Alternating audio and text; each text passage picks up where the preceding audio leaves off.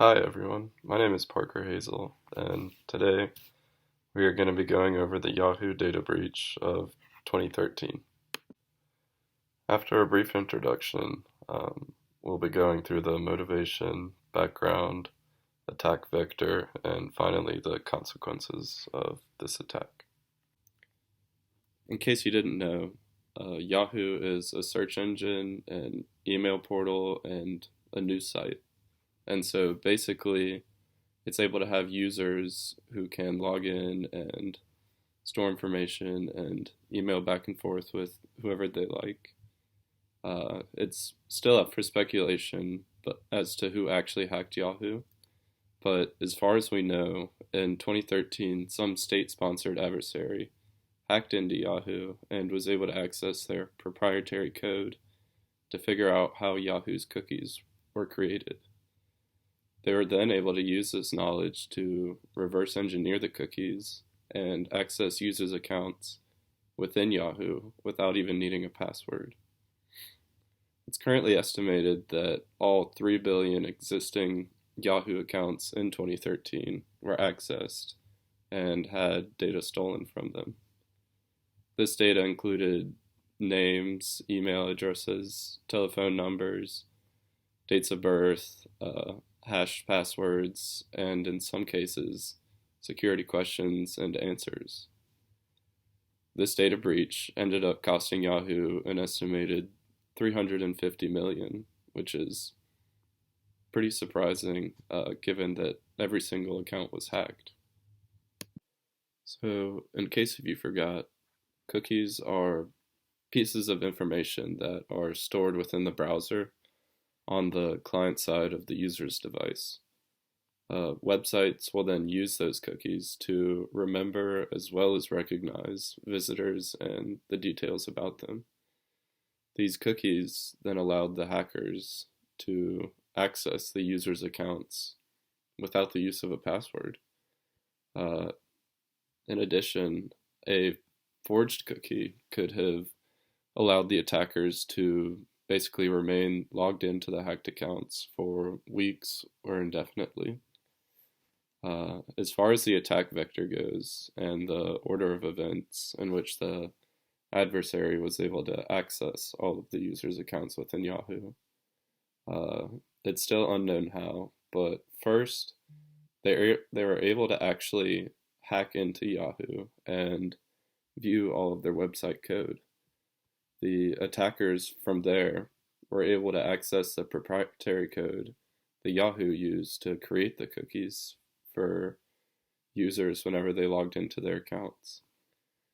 The attackers were then able to take this code and reverse engineer it to create the cookies of their own so that they could log into any user's account. And once the attacker was logged in as a user, they would then be able to steal any personal data they wanted and copy it down so that it could later be sold. As far as the timeline on this attack goes, the data breach actually happened around August in 2013. However, it wasn't until 2016 that listings for selling all of these Yahoo accounts started popping up on the dark web. In late 2016, a third party then showed all of this found data to Yahoo, and in response, Yahoo made an announcement of their own about the breach in December of 2016. In the original statement, Yahoo only thought that around 1 billion of their accounts had been hacked. Yahoo also invalidated the cookies in order to stop any future attacks on the users. And it wasn't until October of 2017 that Yahoo actually realized the full scope of this attack.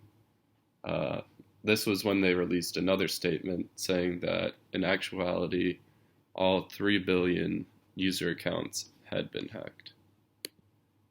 In terms of consequences, this attack cost Yahoo around $350 million. Yahoo is actually supposed to be sold to Verizon. However, they failed to notify Verizon of this data breach until the negotiations were almost through. In fact, a security expert working for Yahoo concluded that their entire database, including the personal data of its users, had likely been stolen by nation state hackers and could be exposed on the dark web in the immediate future. And at least one member of Yahoo's senior management was informed of this conclusion. Yahoo nonetheless failed to disclose this information to Verizon or to the investing public. When Verizon found out about this data breach, they went into negotiations with Yahoo, and the price at which Verizon bought Yahoo dropped by around $300 million. This data breach had the effect of leaking data of 3 billion users to anyone who had enough money to buy it. And this was really dangerous because that user data also included political figures who could have had sensitive data contained within their accounts. And because of the data breach, as well as the way they handled it, Yahoo lost massive amounts of public support. It's also stated by the National Law Review that because of this data breach, Yahoo actually became the first public company to be fined by the Securities and Exchange Commission for filing statements that failed to disclose known data breaches. And the cost of this fine ended up coming out to around $35 million, which definitely also hit very hard with Yahoo. In conclusion, this attack was very cleverly carried out by the attackers. The hackers expertly carried out this attack by forging the cookies and stealing the user's data without Yahoo even knowing until almost 3 years later. And even now, Yahoo still has no idea who actually carried out the attack. If it was one person, if it was multiple people. All that they really think they know is that it was some sort of state-sponsored adversary from some other country. In all actuality, this attack could have been much worse than it actually was. There could have been massive amounts of private data leaked, as well as possible confidential data, if there were any political figures who kept confidential data within their emails on Yahoo. It's also known that in 2014, a similar attack vector was also used on Yahoo to steal around 500 million more accounts.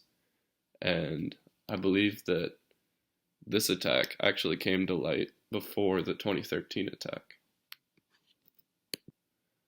We look at this attack on Yahoo now, over 5 years later, because it was one of the biggest data breaches to ever occur, with over 3 billion users having their user data hacked. This attack shows us that even some of the biggest companies, such as Yahoo, still have some pretty big weaknesses. And usually because they are bigger companies, they are a bigger target for hackers, because hackers know that they can get a lot more from them. This attack also shows that even though cookies are very complex things, they can still be used maliciously if a hacker figures out the correct way to make them for a specific website. And finally, this just goes to show that even though you think your account might be safe, you should probably go ahead and change your password because someone else might already have access to it without you knowing. In terms of my data sources, I used Reuters, Wikipedia, BPB Online, Krebs on Security, and the National Law Review. I'm finally going to leave you with 2 questions to think about. We now know that cookies can be used to falsely log into another user's account. So why do you think this attack is not as commonplace as other types of attacks? Also, given Yahoo's late response to this attack, how would you as a user be able to protect yourself from another attack like this? Thank you for watching and have a good day.